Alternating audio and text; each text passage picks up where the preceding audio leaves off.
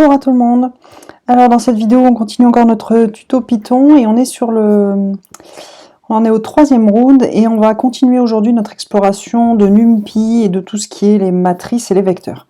Donc ce qu'on va voir là dans cette vidéo, c'est comment fabriquer des matrices et des vecteurs classiques comme dans MATLAB Scilab, c'est-à-dire des matrices sont pleines de 0 ou des vecteurs pleins de 0, plein de 1, la matrice identité ou avec des 1 sur la diagonale. Qu'est-ce qu'on peut faire d'autre? Les vecteurs réguliers, et puis comment fabriquer des matrices diagonales ou extraire des diagonales de matrices comme dans MATLAB. Donc la première cellule que je vais exécuter en tapant Shift Enter, c'est toujours celle qui demande de l'interactivité pour éviter d'avoir à mettre des prints partout, CF tuto 1. Ensuite, cette deuxième cellule, je vais demander d'importer NumPy en tant que NP pour pouvoir accéder aux fonctions NumPy en tapant np.quelque chose. Et nous voilà donc rendus à la définition des matrices et des vecteurs pleines de 0, et donc ça s'appelle np.zeros. Donc il y a deux façons de faire, soit je mets juste b égale np.zeros de 4, et ça me créera un vecteur de taille 4. Soit je mets np zeros 1.4, ça me créera une matrice, une ligne, 4 colonnes. Autrement dit un vecteur ligne, sauf que vous vous souvenez du tuto précédent où NumPy fait la différence entre les vecteurs et les matrices qui ont une ligne. Notamment, on ne peut pas transposer un vecteur, mais on peut transposer une matrice qui a une ligne. Donc on va exécuter tout ça avec Shift Enter pour voir ce que ça donne. Donc voilà pour A, on voit c'est plein de zéros, il y a effectivement une ligne et 4 colonnes, et je vois qu'il y a la présence des doubles crochets qui va faire que je vais pouvoir le transposer d'ailleurs, on va le faire tout de suite. Hop, voilà. Donc ça m'a pu me transposer le A parce que c'était bien un vecteur avec une matrice avec une ligne. Et puis B, ça m'a donné un vecteur unique. Si j'essaie de le transposer, il se passera rien du tout parce qu'on ne transpose pas les vecteurs. Ok? Je vais revenir avec ça.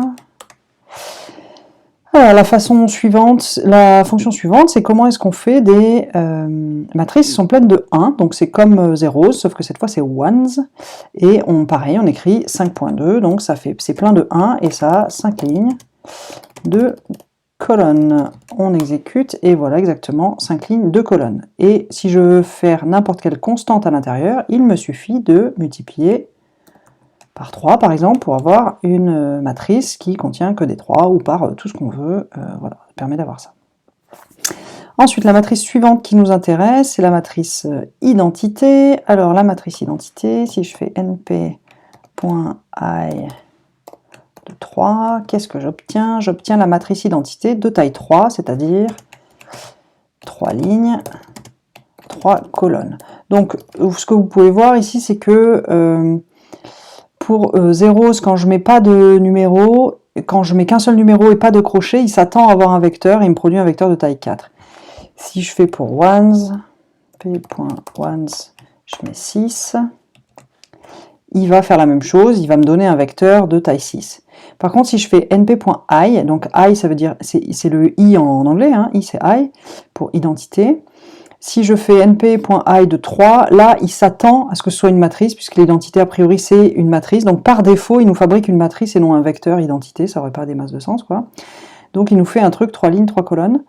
Mais il peut aussi nous faire des choses rectangulaires, auquel cas, il nous met juste des 1 dans la diagonale principale, c'est-à-dire dans la zone où... dans la zone AII si vous voulez. Premier indice de ligne, premier indice de colonne, deuxième indice de ligne de colonne, pareil, troisième, quatrième, etc.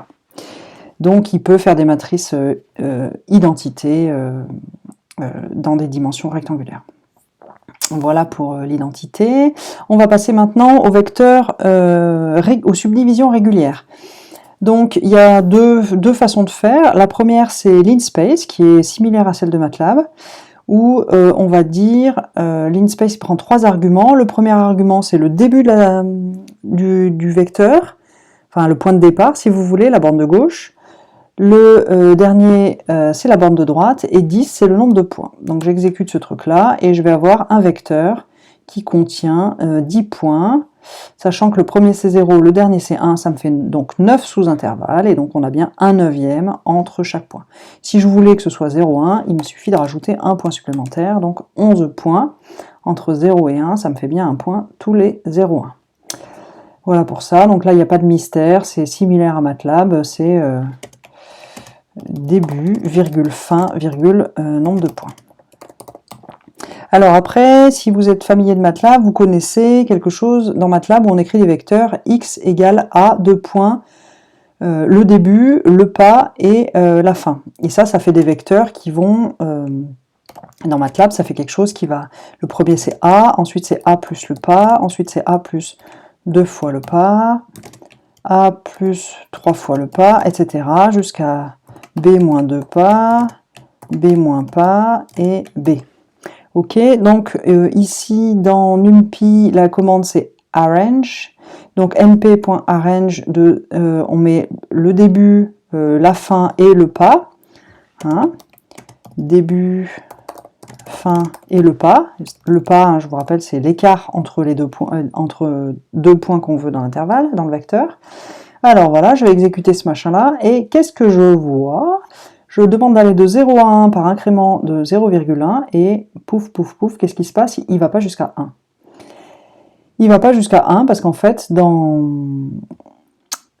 NumPy, le truc qui est fait par arrange, c'est on s'arrête à b moins le pas. En fait, si vous voulez, ça revient à faire b avec un intervalle ouvert à droite. Fermé à gauche, oups, fermé à gauche, donc on prend bien le A plus pas, A machin, mais c'est ouvert à droite. Ça c'est un truc assez qu'on retrouvera à plein d'autres endroits dans NumPy, c'est une petite particularité comme celle de démarrer en 0, qui est que quand on prend des extractions, typiquement, c'est ouvert à droite en fait. Donc c'est ça qui se passe pour arrange, c'est ouvert, et c'est un truc discret ouvert, de sorte que le B on le prend pas en fait. Ok, donc attention ici, attention, ça s'arrête. Arrêt B non inclus. Donc typiquement, si vous voulez aller de 0 à 1 plus votre pas, il va falloir faire 1 plus le pas, donc 1.1. Ok, et si je fais bien 1.1, alors là c'est bon, il va jusqu'à 1. Ok, donc careful si vous utilisez arrange, dans ce cas peut-être c'est plus simple d'utiliser linspace, mais des fois on aime bien utiliser arrange aussi. Donc soyez juste un peu vigilant sur ce genre de choses. Alors ensuite, qu'est-ce qu'on peut voir maintenant? Là, je viens de créer un vecteur y, et je peux utiliser la fonction diag, np.diag. Alors la fonction diag, c'est comme dans MATLAB. Si on lui donne une matrice, la fonction diag, elle extrait la diagonale et elle nous sort un vecteur. Si on lui donne un vecteur, elle nous fabrique une matrice diagonale de la bonne taille avec le vecteur en question sur la diagonale. Ok, donc c'est facile. Ici, j'ai un vecteur de taille 10, et je tape z égale np.diag de y, et voilà, ça me fait une matrice diagonale où il y a le vecteur y sur la diagonale. Ok, cette fonction, comme dans MATLAB Scilab, celui-là, c'est le défaut pour dire np.diag virgule 0, et le virgule 0, cet argument-là, permet de dire quelle diagonale on veut. Sachant que celle-là, là, c'est la diagonale d'indice 0, la première au-dessus de la diagonale, c'est la diagonale d'indice 1, par exemple, si je tape 1, ça me fait une matrice, je ne sais pas si vous voyez, je vais diminuer un peu y pour qu'on y voit mieux. Je vais faire des pas de 0.2, comme ça y est un peu plus petit.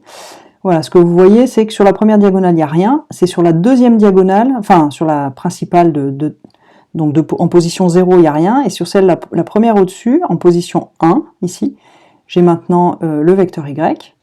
Pareil, si je mets en moins 1, hop, pardon, ça me fait la première sous la diagonale, et par exemple si je me mets en moins 3, ça va me fabriquer une matrice de la bonne taille, où le vecteur en position 0, 1, moins 1, moins 2, moins 3 contient exactement le vecteur y sur la diagonale.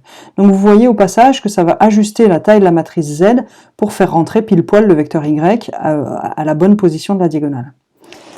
Ok, et maintenant, ça marche dans l'autre sens. Là maintenant que j'ai une matrice qui est carrée, np.diag ça m'a produit une matrice carrée, je peux extraire sa diagonale, et ça je fais avec la même fonction.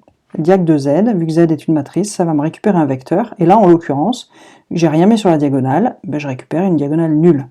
Si là je reviens à rien du tout, c'est-à-dire 0, je vais avoir ça comme diagonale, et si je reprends t, cette fois j'ai le bon vecteur y qui était sur la diagonale.